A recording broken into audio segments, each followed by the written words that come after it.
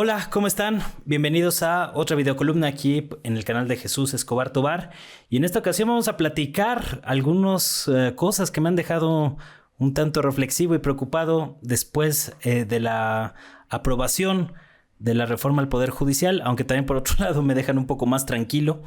después de que se logró pasar con ahí esfuerzo y algunas complicaciones, sobre todo en el Senado, la reforma constitucional al Poder Judicial, que pues ya es prácticamente un hecho, que se van a poder elegir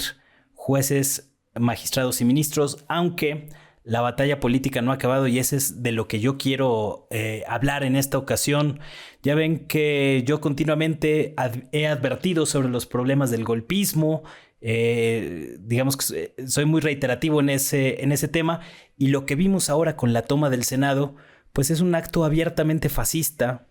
que recuerda a la toma del Capitolio por parte de las huestes de Donald Trump, o la toma de Brasilia por parte de los simpatizantes de Jair Bolsonaro en Brasil, que tenían también vistos o eran ahí algunos amagos o pequeños intentos de golpe de Estado, y que de alguna manera la derecha mexicana, que se ha radicalizado en sus posturas y que están completamente delirantes, ahora trata de esgrimir argumentos abiertamente autoritarios disfrazados de democracia, posturas abiertamente fascistas, y eso es lo que me deja un poco preocupado, cómo ha crecido esta ideología fascista en los últimos años y cómo a través de la gran prensa corporativa se pretende normalizar esta situación. Vamos a revisar un poco las cosas, vamos a hacer un poco de memoria de cómo se dieron estos hechos. Había un paro por parte de representantes del Poder Judicial, de trabajadores del Poder Judicial, un paro impulsado y alentado desde la Suprema Corte de Justicia y de la golpista Norma Piña, que no le ha bastado reunirse con líderes de partidos políticos, como ocurrió con Alito Moreno en diciembre del año pasado, para tratar de imponer magistrados electorales y tratar de torcer la elección. No le bastó con jugar esa movida de tratar de imponer a través de la Suprema Corte que el Tribunal Electoral tuviera que elegir a dos piezas o a dos magistrados electorales pendientes que había antes de calificar la elección presidencial, en una maniobra ahí express con la que se quisieron sacar de la manga para tratar de evitar el tema de la mayoría calificada en el Congreso. No les bastó con que mandar a algunos jueces a tratar de impedir que el Congreso legislara sobre la reforma al Poder Judicial, rebasando completamente las facultades del Poder Judicial, sino que la prensa corporativa pues es el mundo al revés, ¿no? Se habla de que se quieren quitar los contrapesos del Poder Judicial, cuando realmente pues lo que se está ejerciendo en los hechos pues es que estos contrapesos del Poder Judicial, que son el legislativo y el ejecutivo, están acotando los excesos de este poder. Es decir, es completamente autoritaria la manera en que se ha venido manejando el Poder Judicial con la golpista Norma Piña, que la tratan de vender como si fuera heroína de la democracia. Y digamos, este paro para tratar de ejercer presión política en contra de pues la presidencia de la República, pero también en contra del Congreso, pues lo hicieron precisamente para tratar de generar una conversación a nivel nacional, pero también internacional, con el objetivo de generar presión política. Es decir, son prácticas típicas de lawfare o de guerra judicial, y eso es precisamente lo que los trae desencajados a todos los comentaristas y comentócratas de la derecha mexicana, de la tele, de la radio, el hecho de que con esta reforma y la elección de jueces, magistrados y ministros no se va a eliminar la corrupción como tal dentro del Poder Judicial. La reforma no está hecha para eliminar la corrupción como tal. Quien diga eso pues están tratando de vender gato por liebre. El asunto de fondo es impedir que este grupo, este remanente de la oligarquía neoliberal, pueda dar un golpe de Estado a través de la guerra judicial, como lo han estado intentando en todo el último año. Ese es el principal riesgo que tenía el país de seguir manteniendo un nivel, un poder judicial absolutamente corrompido. Acaba de salir también por ahí otro informe de la organización Quinto Elemento Lab, en el que documentaron cómo en los últimos 24 años el Consejo de la Judicatura Federal, un organismo que depende directamente de la Suprema Corte de Justicia de la Nación, solamente sancionó a 24 jueces. 24 jueces en 24 años. Imagínense nada más, pues una cifra ridícula que evidencia lo absolutamente inútil que son los controles dentro del Poder Judicial y la urgentísima necesidad de una reforma, ¿no? Pero digamos, la parte que a mí más me preocupa es esta parte política y la manera en que los fachos, los fascistas del bloque neoliberal que están tratando de regresar al poder y de tomar el poder por la fuerza, lo están haciendo por cualquier medio, y que esto se está impulsando a través de los medios de comunicación corporativos con una gran fuerza que nos hace pensar que los alcances de esta configuración de fascistas a la mexicana va a ir creciendo todavía en los próximos años. Estamos ante un resurgimiento del fascismo como no lo veíamos quizá desde la Guerra Cristera, desde la misma fundación del PAN. Acuérdense que el PAN en su raíz, pues varios de sus dirigentes simpatizaban abiertamente con el nazismo. Es un tema que ha sido ampliamente documentado, aunque no lo cuenten mucho en los medios de comunicación porque no les conviene, pero digamos estas simpatías del panismo originario de Gómez Morín y compañía hacia las ideas fascistas de la ultraderecha en Europa, pues son bien conocidas, ¿no? Digamos, organizaciones como el Yunque, entre otras, los Tecos de la Autónoma de Guadalajara, entre otras, estas organizaciones de ultraderecha en México que crecieron a la sombra de la Guerra Cristera, pues tenían ideologías abiertamente fascistas. La Unión Sinarquista en México, digamos, era una especie de tratar de adaptar las ideas del nazismo al contexto mexicano postrevolucionario, después de la Revolución Mexicana, en la época de la configuración del PRI. Y muchas de esas ideas que durante un largo periodo permanecieron ahí subrepticias, ocultas, están aflorando con una fuerza tremenda. A mí me preocupa mucho cómo esta toma del Senado se ha interpretado desde la prensa corporativa como si fuera una especie de revuelta popular, que es un mecanismo con el que también han utilizado durante muchas décadas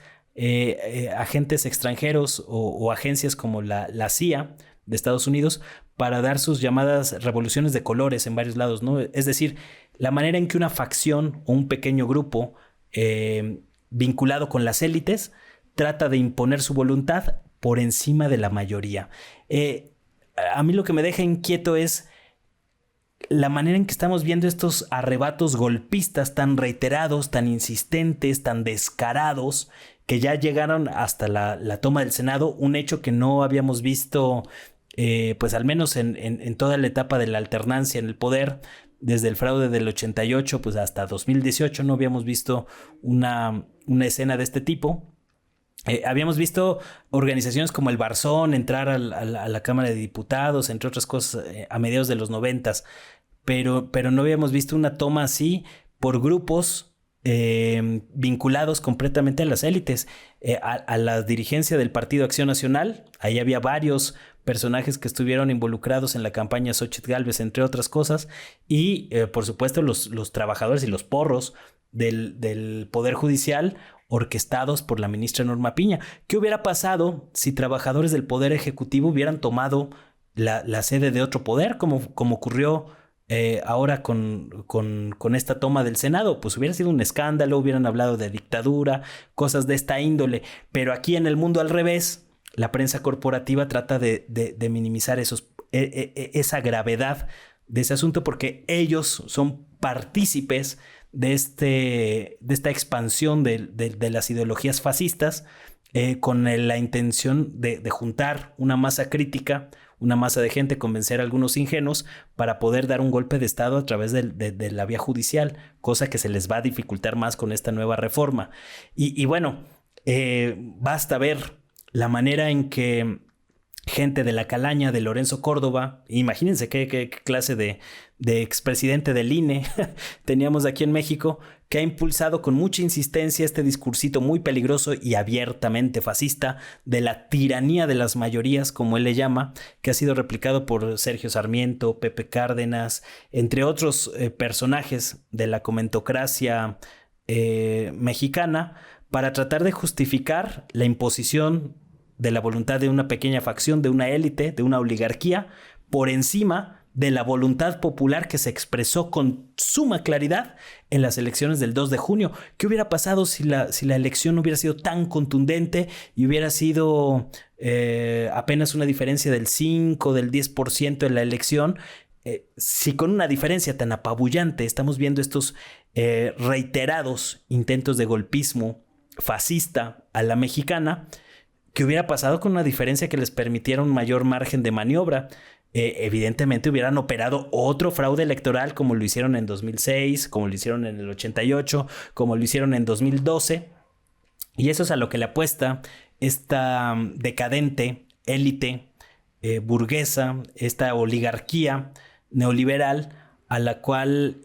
pues le ha venido muy mal el tema de la 4T. A mí a veces hasta me cuesta un poco de trabajo entender las razones profundas de este odio, que en realidad son odios de corte clasista, racista, típicos del fascismo, que está proliferando con mucha fuerza en México, y preocupa pues los alcances que están tomando estos grupos fascistas en el país. Ya tomaron el Senado, ahí están otros grupos fascistas como el Frente Cívico, como se hacen llamar, de Guadalupe Acosta Naranjo, amenazando con que van a impedir la toma de posesión de Claudia Sheinbaum, pues nada más por sus pistolas, ¿no? O sea, es decir, ¿con qué justificación estos grupúsculos que ni siquiera pueden llenar auditorios como el Juan de la Barrera para su organización interna, se sienten con la facultad o con pues la posibilidad de ir en contra de la voluntad de la gran mayoría y abrumadora mayoría en este país que votó a Claudia Sheinbaum como presidenta de la República? Es decir, son amagos que, si bien no van a prosperar porque no tienen fuerza política para concretar algo de esta índole, llama la atención cómo estos grupos de la derecha mexicana, que se han ido radicalizando y corriendo hacia el fascismo, van a hacer todo lo posible por tratar de regresar al poder por medios no democráticos. Ya están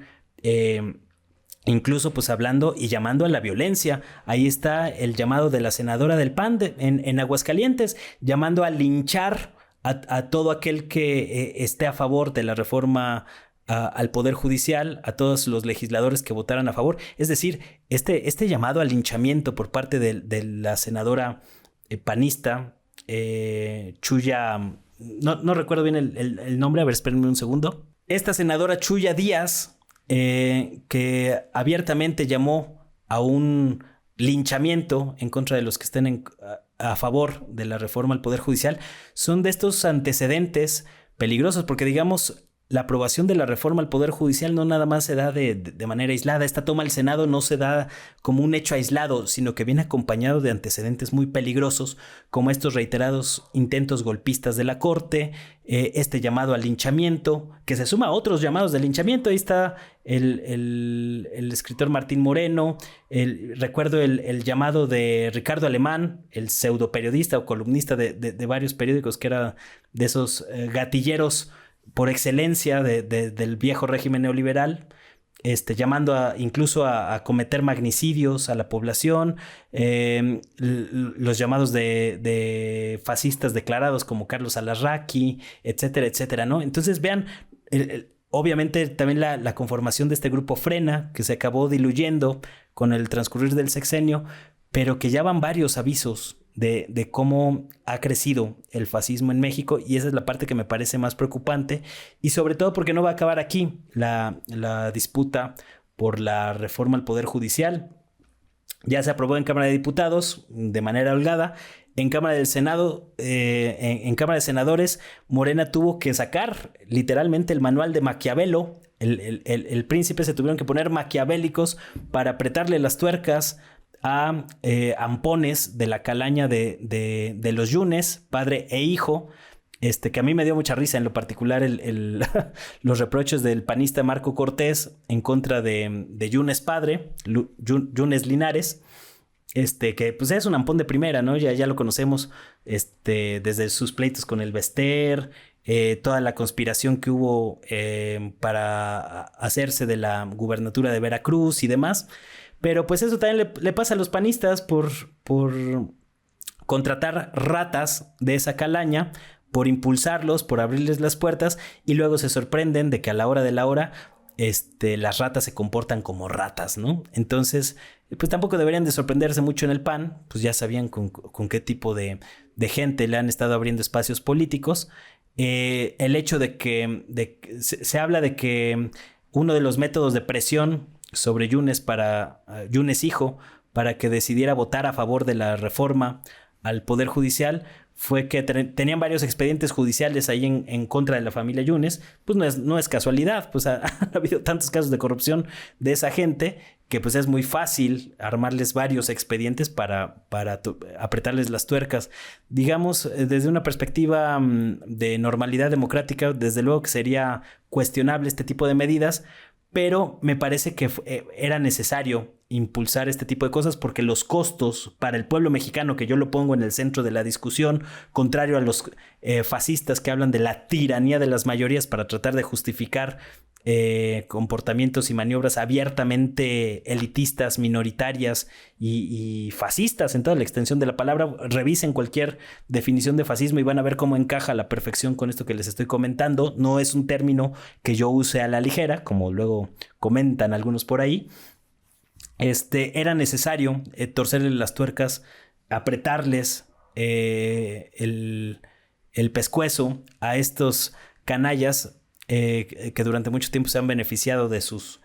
cargos públicos para sacar adelante esta reforma. Y a la par también hay una maniobra parecida con el senador Barreda en Campeche, que se ausentó de la votación con el pretexto de que habían detenido a su padre por un asunto de corrupción que no queda muy bien esclarecido, convenientemente quizá para ambas partes, pero que digamos eso le abría la puerta a este senador de Movimiento Ciudadano para ausentarse de la votación y decir que fue por cuestiones de represión del régimen y estas cosas, y no quedar tan mal parado como sí quedó Yunes, calificado de traidor, y que ahora hasta lo están expulsando del PAN al padre e hijo, precisamente por voltear bandera en esta votación tan álgida. El problema es que bueno, más allá de esta votación, me preocupa pues en qué términos va a poder prosperar el resto del plan C, esta serie de reformas, de 20 reformas más las que anunció Claudia Sheinbaum para aprobarse en el Congreso. Digamos, en otros temas quizá no vaya a haber tanta... no vayan a ser discusiones tan álgidas y pleitos tan frontales, pero va a costar trabajo pasar esas reformas en el Senado, a pesar de que ya vimos que Morena sacó el manual de Maquiavelo y utilizó otros métodos para echar adelante estas reformas, pero van a utilizar cualquier resquicio, incluyendo los cambios de sede, cosas de esta índole, en el Poder Judicial para tratar de echar abajo la reforma. ¿Cómo estarán las cosas con estos fascistas mexicanos? Que ya hasta por ahí hay una nota que acabo de leer de la revista Proceso, en lo que acabó la revista Proceso, ¿no? El Julio Scherer debe estar revolcándose en su tumba el maltrato que le han dado sus hijos y sus herederos a esta revista, ¿no? Fíjense, titulan una nota del 12 de septiembre. Colombia sí pudo, : por violar el equilibrio de poderes, su corte invalidó una reforma judicial en 2016. La Suprema Corte de Justicia de la Nación podría adoptar una doctrina de sustitución de la Constitución. Imagínense ya en qué va la lucha retórica de la derecha. Doctrina de sustitución de la Constitución parecida a la colombiana para revertir la reforma judicial, y aún tiene otras 2 vías para lograrlo, explica el colombiano Ramírez Cleves, doctor en Derecho, quien ha seguido el caso en México. Es decir, ya vemos a una revista de derecha como Proceso decir descaradamente, estos que se les llenaba la boca hablando de que la ley es la ley y que la constitución y que bla, bla, bla, cuando les convenía, ahora quieren usar hasta leyes de otro país y constituciones de otro país para echar abajo la reforma al Poder Judicial. Es que es algo completamente delirante, pero que al mismo tiempo es otra señal de cómo están tratando de utilizar su poderío en los medios de comunicación para tratar de convencer a la gente con este discursito de la tiranía de las mayorías y demás, para imponer la voluntad de una facción por encima de la voluntad del pueblo mexicano. Afortunadamente yo creo que la politización que existe hoy en México no se las va a dejar nada fácil. El tigre, el pueblo mexicano, no va a dejar pasar a estos fascistas, pero digamos llama la atención los alcances que están adquiriendo estos grupos, y por eso creo que es muy necesario y urgente señalarlos, cuestionarlos, llamarlos por lo que son. Si hablan como fascistas, actúan como fascistas, hay que llamarlos por lo que son: grupos abiertamente fascistas, sin eufemismos, sin cosas de esta índole que les permitan ahí un margen de maniobras. Vean cómo este discursito de la tiranía de las mayorías pues ha permeado también ahí en algunos manifestantes y grupos de choque de la derecha, como hay un video por ahí también circulando de un estudiante de derecho o de derechas que incluso refiere este tema de la tiranía de las mayorías para tratar de justificar su oposición a la reforma al Poder Judicial. Son argumentos absolutamente fascistas, que van antidemocráticos por donde se les vea. Uno de los principios básicos de la democracia pues es respetar la decisión de la mayoría, pero ahora como este grupito de oligarcas decadentes, imbéciles, que predominan en México y que tienen una sobre representación brutal en la prensa corporativa, ya no les gustó bueno, nunca les ha gustado el tema de la democracia, pero digamos ya no les gustó seguir con la farsa de la democracia que sostuvieron durante muchos años, con este bipartidismo de derecha en el que se alternaban el PRI y el PAN, mientras seguía avanzando la agenda neoliberal en México. Ya no les gustó seguir con la simulación y ahora están completamente descarados, con un cinismo que no hay que dejarlo, no hay que perder el foco. Ahí hay varios personajes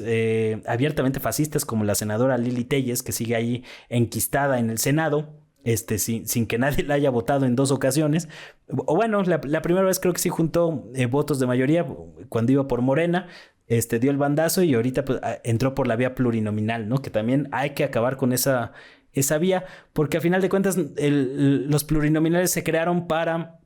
darle entrada a ciertos grupos minoritarios que no eran representados en el Congreso, pero con el paso de los años pues se ha convertido para poner ahí a las élites partidistas, ¿no? A truanes como Manlio Fabio Beltrones y demás. Pero bueno, esa discusión de los plurinominales ya la tendremos en otra ocasión a fondo. Me preocupa el tema de cómo ha crecido el fascismo a la mexicana. Y por eso hay que denunciarlo y hay que combatirlo. Me parece que la mejor forma de combatir estas expresiones abiertamente fascistas es abonar en la concientización del pueblo, en la politización del pueblo mexicano, y a medida que estos señalamientos vayan apegados a la verdad, como uno trata de exponer aquí, para que vean que no son exageraciones, júzguenlo ustedes mismos. Consulten, vean la historia del fascismo y van a ver cómo hay muchas similitudes entre lo que está pasando hoy en México con lo que ha pasado en lugares como Estados Unidos, en Brasil, en Europa, que donde también es un hervidero debido a que se desfondó el proyecto liberal como ideología política dominante, y ante la crisis de las democracias liberales, pues un sector importante de la derecha se ha radicalizado y cada vez son más comunes estas ideologías racistas, clasistas, que es muy claro, por ejemplo, en el caso de Javier Milei en Argentina, ¿no? Como se les llena la boca de hablar de libertad, pero en los hechos están reprimiendo jubilados, imponiendo ahí los intereses de una élite económica. Ese es el mismo proyecto que quieren llevar a cabo en México. Eso es lo que vimos con la toma del Senado, con el nivel de protestas y de retórica que están tratando de organizar o de utilizar las derechas para justificar su descarado fascismo.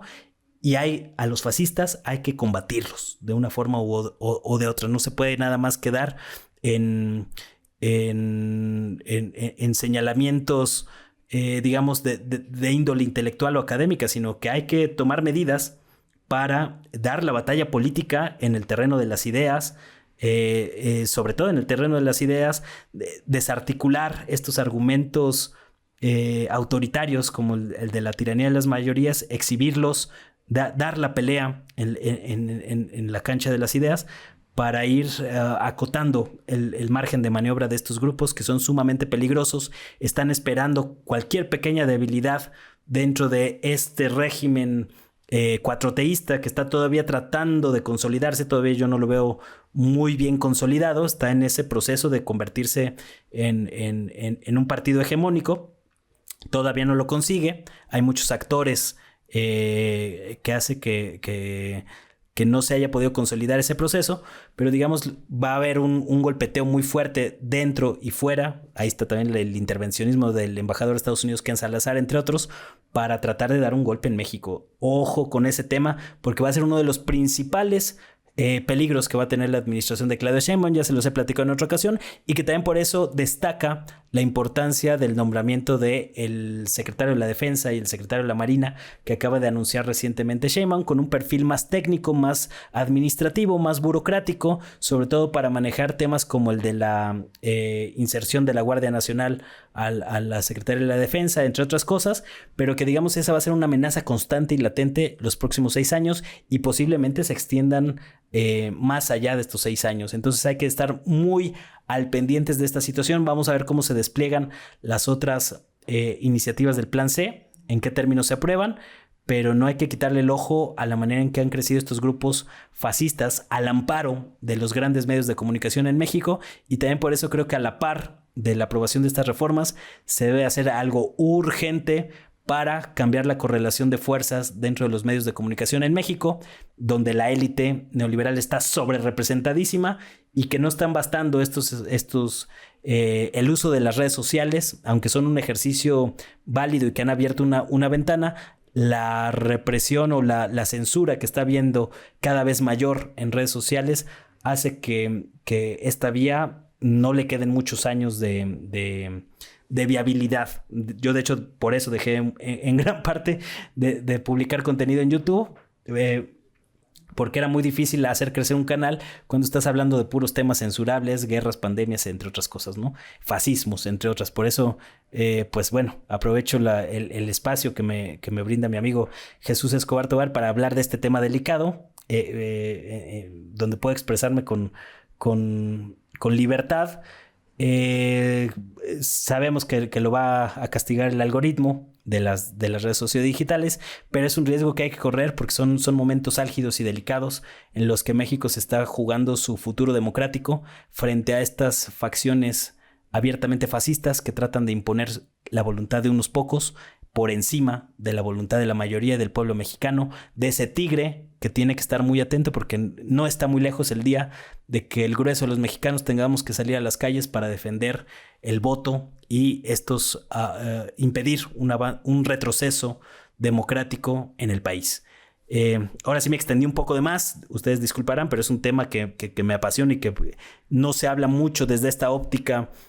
antihegemónica en la prensa corporativa, y creo que es importante abordar con profundidad. Lo sigo leyendo, muchas gracias por todos sus comentarios, sigo muy atento a todo lo que comentan, y bueno, pues nos vemos por aquí la próxima semana. Chao, chao.